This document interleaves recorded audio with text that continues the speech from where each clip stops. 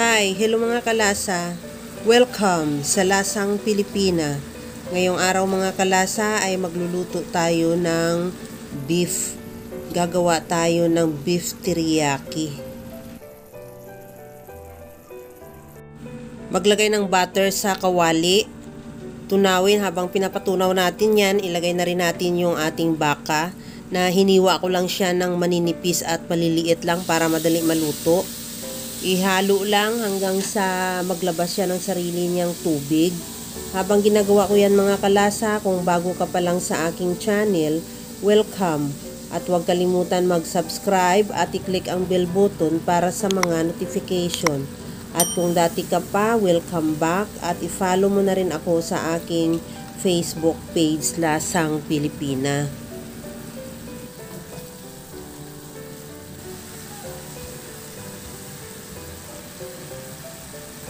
Pagka ganito na lumalabas na yung sarili niyang tubig, tansyahin mo rin kung yan ay makapapalambot na sa karne. Kung hindi, magdagdag tayo ng tubig para pampalambot lang.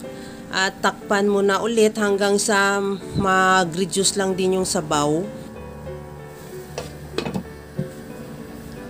Pagka ganito na natuyo na siya at saka wala na rin tirang sabaw o sauce, tanggalin muna natin yan sa kawali at ilagay sa bowl. At isit aside muna.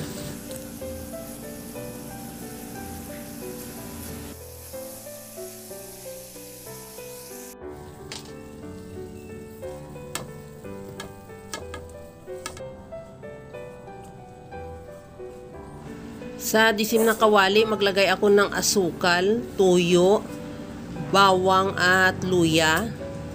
At lagyan ko rin siya ng suka, paminta, sesame oil at sesame seeds. Take note mga kalasa, hindi pa yan bukas yung apoy. Ihalo lang hanggang sa matunaw lang din yung asukal.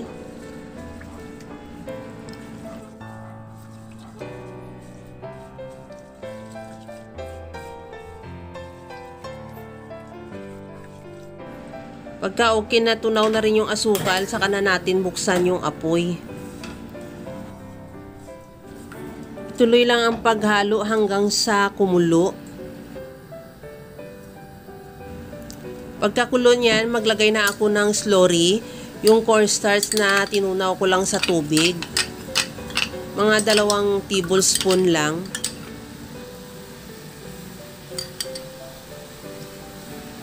Ihalo lang din hanggang sa matansya mo lang din yung lapot niya o sa gusto mo sa lapot ng ating sauce. At maglagay na ako ng spring onion.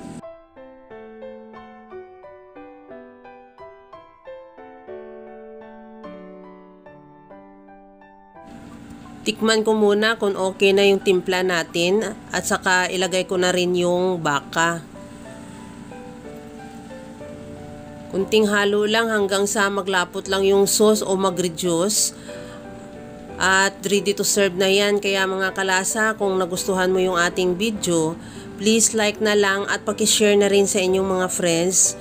At kung bago ka pa lang sa aking channel, subscribe na at i-click mo na rin ang bell button para sa mga notification. Okay na tong ating beef teriyaki. Kung gusto mo pa ng mas malapot pa yung sauce niya, tuloy mo lang din ang pagluto. Pero ito, okay na ito. Ilipat na lang natin yan sa ating serving plate.